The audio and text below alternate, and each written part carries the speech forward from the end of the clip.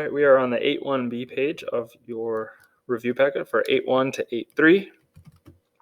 And we're starting on number 1. All right, an art supply store sells tubes of white paint in 4 sizes and 3 different brands. How many different choices of size and brand are possible? And so for these, we've talked about you want to put a blank for every choice or every question on a test that you're talking about. And then in that blank, you're going to go ahead and put how many options are there for each choice or each question, depending on what it's talking about. So for here, your first choice is to choose a size. Okay, and there are 4 sizes. So your first choice, you have to pick small, medium, large, extra large, whatever it is. You have 4 choices. And then after you've made that choice, you have to make a choice on brand. So you could get any of these 3 brands in any of these 4 sizes. And so you have 3 choices on brand. You might get a small, you chose that, but now you have to choose between 3 different brands that you're looking at. So 4 times 3 is 12, and that's it. All right, number 2. You're wearing jeans, t-shirt, and a sweatshirt. You have 6 pairs of jeans, 9 t-shirts, 4 sweatshirts. How many different outfits can you put together where something is different? All right, so you have 3 choices. A choice about jeans, a choice about t-shirts, and a choice about sweatshirts. So first you pick a pair of jeans, and you have 6 options. Once you've chosen one of them, now you have 9 options on your t-shirt. And after you've done that, you now have 4 options on your sweatshirt. You're just going to go ahead and multiply those together. So 6 times 9 times 4, and we get 216. Pretty straightforward. Now this one, I think is going to fool a lot of people, so let's take a look at it. So you got these 4 people. They're running for the position of president, vice president, secretary, and treasurer. So there's 4 people and there's 4 positions. Okay, so everybody's going to get a position. Nobody's left out here. How many ways could the 4 offices be filled?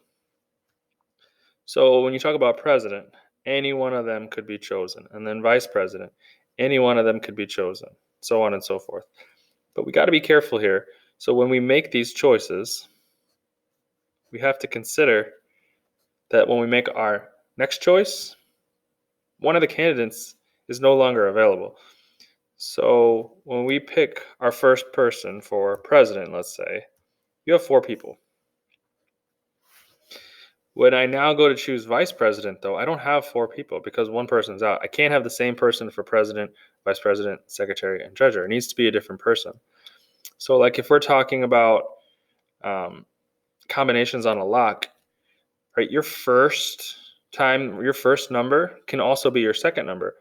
So the number of things you can choose from hasn't changed in that context, but here it has. So we have 4 people to choose from for the first position. Let's just say it's president. Well, now that one person, let's say it was Amy, is gone. And now when you choose vice president, there's only 3 people. And when you choose secretary, now 2 people are gone. So there's only 2 people left. And once you've filled 3 of these spots, there's only 1 person left. And so you only have 1 choice left for treasurer. So you're making 4 choices, but you don't have all 4 people to choose from every single time. And so we have to reduce that number.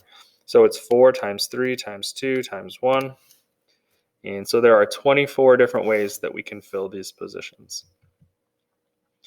So I was kind of getting ahead of myself. Here we go. Number 4, combination lock has 50 numbers. So for each time you spin it and you pick a number, you got 50 numbers to choose from. So the combination consists of 3 numbers. Okay. And then this is important. Each of which can repeat. So you can have the same number. So we don't need to throw one of those numbers out once we've chosen it. Right? So you have 50 numbers to choose from each time. First number, 50 numbers to choose from.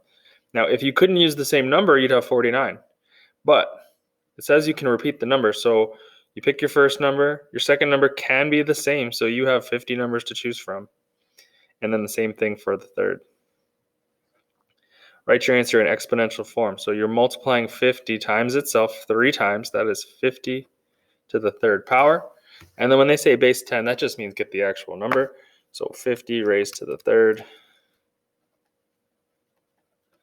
You have 125,000 different combinations. So that shows you why these combination locks are useful because with just having to put 3 numbers in, you have this many combinations. Like nobody's going to just guess your combination. There's 125,000 different ways to do it.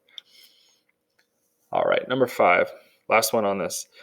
Emma can choose from 50 types of freshwater fish for her aquarium. So there's 50 different fish to choose from. And she can also choose from 12 different types of artificial plants. Now we don't know how many fish she's putting in or how many plants she's putting in, so we can't start doing anything yet. So letter A will tell us if she chooses just one type of plant, so that's one choice, and one type of fish, again, one choice. How many different ways can she set up her tank? All right, so she could have one of these fish and one of these plants, or a different fish and a different plant. How many different combinations? So for the first choice, we're talking about plants, and it really wouldn't matter if you reverse the order here, but based on this, it says plants. And so she has 12 different choices for her plants. And then she chooses a fish. She's got 50 different choices.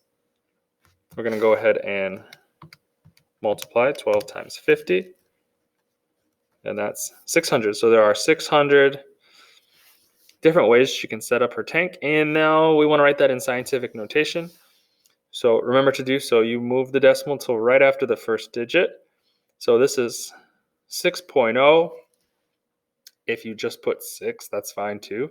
Right? We know the 0 isn't necessary. Times 10, and then the power comes from how many places did you move it. So it was here at the end of 600. We've moved it 2 spots.